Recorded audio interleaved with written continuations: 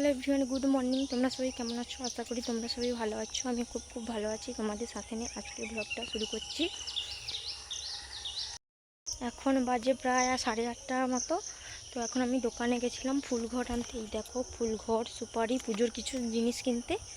তো জিনিস কেনা হয়ে গেছে, বাড়ি চলে এসেছি। মেয়ে ঘুমিয়ে আছে এখনও, আর তাই এখন খাওয়া দাওয়া করে নেব। মেয়ে যেহেতু ঘুমিয়ে রয়েছে, আর তোমাদেরকে বলি আজকে যেহেতু অম্বুবাচী, তাহলে কি খাই তোমাদেরকে শেয়ার করব। তো চলো আমি কি খাওয়া দাওয়া করি তোমাদেরকে দেখাবো।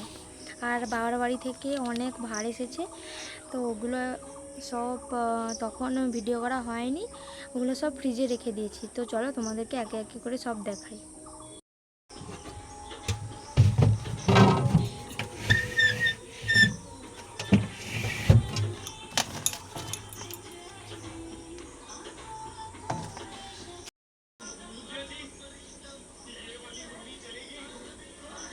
এই দেখো, আমি কত কিছু সাজিয়ে নিয়ে বসে পড়েছি।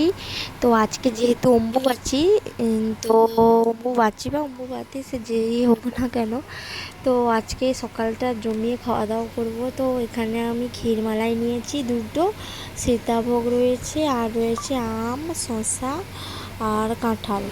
তো এখন খাওয়া দাওয়া করতে শুরু করে আমি খাওয়া দাওয়া শুরু করে দিয়েছি। তোমরাও খাওয়া দাওয়া শুরু করো। তোমাদেরকে তো দেখালাম আজকে কত রকম দিয়ে খাওয়া দাওয়া করছি, জল খাওয়া দাওয়া করছি। তো তোমরা পুরো ভিডিওটা দেখো। তো খাওয়া দাওয়া করে ভিডিওটা অন করছি। কী রান্না হবে তাও তোমাদেরকে দেখাবো।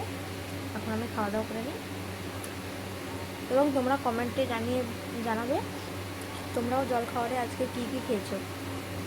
খাওয়া দাওয়া করার পর চলে এসেছি শাক বাছাবাছি করতে, কারণ এগুলো মাঠ থেকে নরম শাকগুলো তুলে নিয়ে এসেছি। আমার মেয়ে দেখো ক্যামেরার দিকে দেখছে।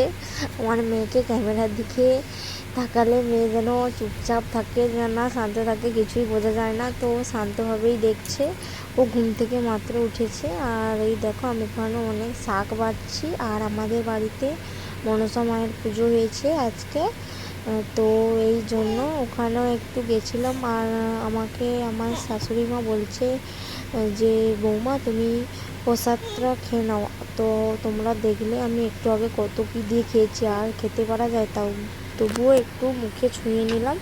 তো তারপরে আবার চলে এসেছি অনেক দিন পর শিঙি মাছ কাটতে। তো তোমাদের দাদাভাই কিনে নিয়ে এসেছে বাজার থেকে, বেশ বড় বড় রয়েছে। তাই আমি এখন চোখে নুন না দিয়েই বঁটি দিয়েই মাছগুলির মাথায় বাঁধিয়ে নিচ্ছি, নাহলে হাতে কামড়ে দেবে।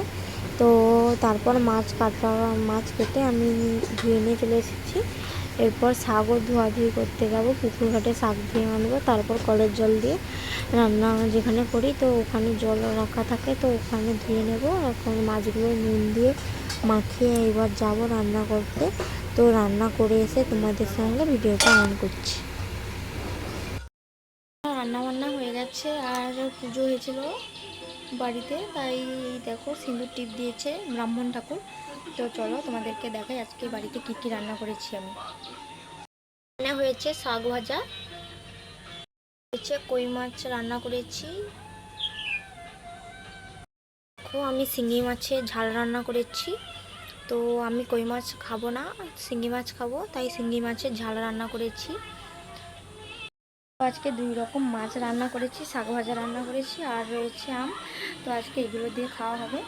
তার সঙ্গে রয়েছে আলুমালা, মানে আলু চখা। তো তোমরা যদি আমাদের বাড়িতে দুপুরে খেতে আসতে পারো, নিমন্ত্রণ রইল, খাওয়া দাওয়া করতে পারো। তো চলো এখন খাওয়া দাওয়া করবো, তারপরে ভিডিওটা অন করবো।